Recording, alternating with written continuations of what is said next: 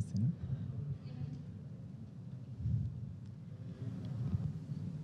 వేదిక ముందున్న పెద్దలందరికీ, మీడియా వారందరికీ నమస్కారం. బాపు నా జీవితంలో లేని పేరు ఇది. ఎందుకంటే నేను 2వ సంవత్సరం ఉన్నప్పుడే మా నాన్నగారు చనిపోయినారు. మేము బాపు అనే పిలుస్తాము. దురదృష్టం ఏంటంటే మా బాపు ఫోటో కూడా కాలగర్భంలో కలిసిపోవడం వల్ల ఆయన రూపం నాకు తెలియదు. నాకు బ్రదరు, మాకు మొత్తం మా అమ్మనే.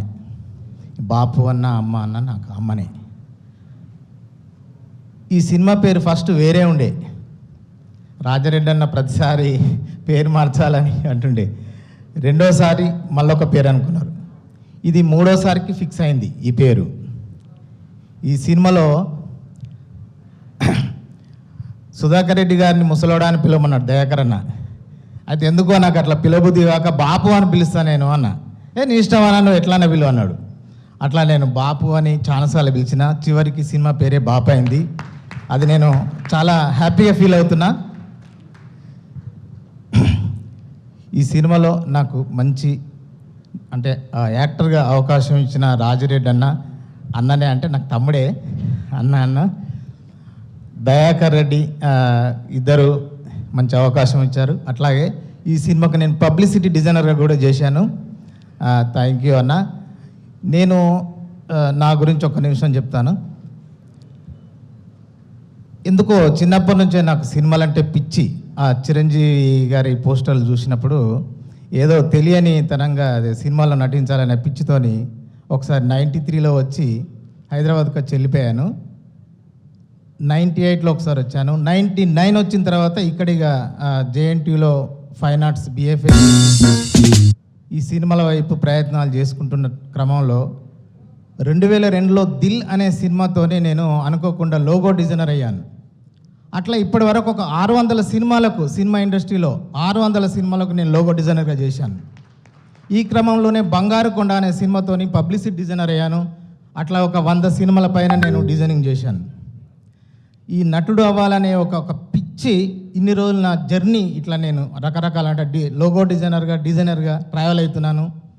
ఆ కోరిక ఈ సినిమాలో నాకు పరిపూర్ణంగా తీరింది. అంటే ఇది ఒక చేస్తూ వచ్చినా కూడా ఇందులో నాకు మంచి అవకాశం. అంటే మన ఊళ్ళే మనుషులకు ఆపద సంపద వస్తుంది, కష్టాలు వస్తాయి. వచ్చినప్పుడు ఇంకేదో అయినప్పుడు చాలామంది చీ కొడతారు. కానీ ఒకే ఒక్క వ్యక్తి వెనుక ఉంటాడు, అతనే స్నేహితుడు. ఆ బ్రహ్మాజీ గారి స్నేహితుని క్యారెక్టర్ చేశాను. Thank you sir. మీ పక్కన చేసినందుకు నేను చాలా గర్వంగా, సంతోషంగా. మీ గులాబీ సినిమా చూసినప్పుడు మీ క్యారెక్టర్ సడన్లీ ఒక షాక్ ఇస్తుంది సినిమాలో. అది సినిమా చూసినప్పుడు బాగా థ్రిల్ అయినాం. హీరోకి ఎంత ఉంటుందో మీకు విలన్గా చేశారు అంతే ఉంటుంది. మీ పక్కన చేసినందుకు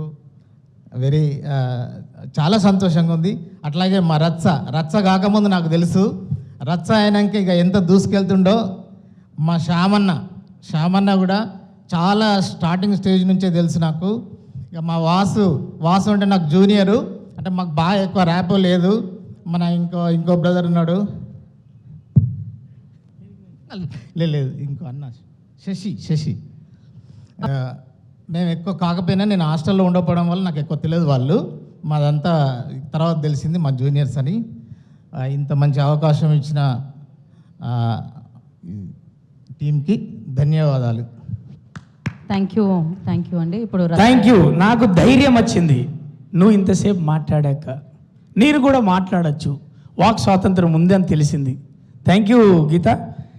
ఫస్ట్ ఆఫ్ ఆల్ ఇక్కడ ఎంతమంది బాపు అని ఆ ఎమోషన్ని పంచుకుంటారు? తమ్ముళ్ళు ఎవరైనా చెప్పుకుంటారు మీ నాన్నను ఎవరు బాపు అని పిలుస్తారు? చేతు కాదు, నేను పిలుస్తాను, గట్టిగా చెప్తే పడుతుంది నాకు. బాపు, తెలంగాణలో నాన్నను బాపు అంటాం. ఆ ఎమోషన్కి చాలా గొప్ప పదం ఉంటుంది.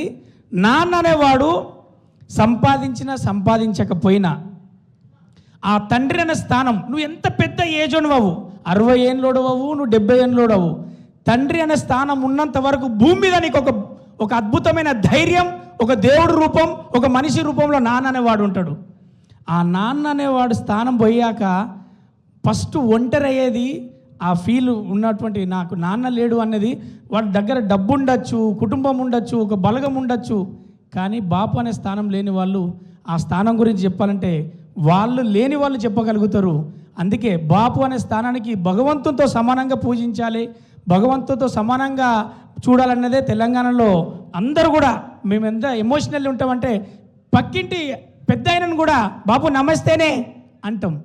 అంత ఎమోషనల్గా అంత ట్రావెల్ ఉంటుంది కాబట్టి నిజంగా కూడా ఈ సినిమాలో నేను ఒక మంచి క్యారెక్టర్ చేశాను. ఒక గద్దలకొండ తర్వాత నాకు మంచి క్యారెక్టరేషన్స్ పడుతున్న దాంట్లో నాకు ఇది ఒక సినిమా, బాపు అనే సినిమా కూడా గుర్తుండిపోయే క్యారెక్టర్. ఎందుకంటే దయ చూసిన కోణం, డైరెక్టర్ గారు థ్యాంక్ యూ, ఎక్కడున్నారో మీరు చాలా మంచి క్యారెక్టర్ డిజైన్ చేసిళ్ళు. నేను వెయిట్ చేస్తున్న ప్రేక్షకులతో పాటు చూడడానికి. అంతేకాకుండా డబ్బింగ్ చెప్పేటప్పుడు కొన్ని సీన్లను నేను చూసిన. ఫస్ట్ ఆఫ్ ఆల్ మ్యూజిక్ డైరెక్టర్కు మంచి మార్కులు పడతాయి, తర్వాత డైరెక్టర్ గారికి మంచి కథ తీసుకున్నట్టు ఉంటుంది. ప్రతి లిరిక్ రైటర్కు ఫోన్లు వస్తాయి. అలాగే బ్రహ్మాజీ అన్న ఫోను ఎలా మోగుతుందంటే, బ్రహ్మాజీ నువ్వు అనుకున్న రోల్స్ మారినాయి, ఈ సినిమాకు నీకు మంచి సాటిస్ఫాక్షన్ అని చెప్పేసి చాలామంది అప్రిషియేషన్ చేస్తారు బ్రహ్మాజీ అన్నను. ఇది మనస్ఫూర్తిగా ఆమని గారికి కంబ్యాక్ సినిమా అవుతుంది. ఇలా ప్రతి ఒక్కరికి కామ్రేడ్ బ్యానర్ కావచ్చు, అంతకుముందు కిస్మత్ అనే సినిమా చేశాం. ఈ సినిమాతో మంచి సినిమాలు తెచ్చే ప్రొడ్యూసర్గా అందరికీ కామ్రేడ్ అనే బ్యానర్ గుర్తుండిపోతుంది, మంచి కథగా గుర్తుంటుంది. ఈ సినిమాలో చేసిన ధన్య బాలన్ కావచ్చు, మన ఆమెకు ధన్య బాలకృష్ణ గారు కావచ్చు, మరి ఆ అమ్మాయి కదా నేను చెప్తున్నా, అంతకుముందు కామెడీ రోల్స్ చేసిన ధన్యకు మంచి రోల్స్ అప్రోచ్ అవుతాయి. ఈ సినిమా నేను ఖచ్చితంగా కాన్ఫిడెంట్గా చెప్తున్నా. అలాగే ఆ ఇద్దరికి కూడా ప్రేమ జంటలో చేసిన వాళ్ళిద్దరికి న్యూ కమర్స్ కూడా మంచి సినిమా అవుతుంది. ఇది గొప్ప సినిమా, అద్భుతమైన సినిమా కాదు, ఇది ప్రతి రైతు సినిమా, ప్రతి తండ్రి సినిమా, ప్రతి కుటుంబం సినిమా. ఎక్కడో అక్కడ ఏ క్యారెక్టర్కో చాలా లిమిటెడ్ క్యారెక్టర్స్ ఉంటాయి, ప్రతి ఒక్కరు కనెక్ట్ అవుతారు.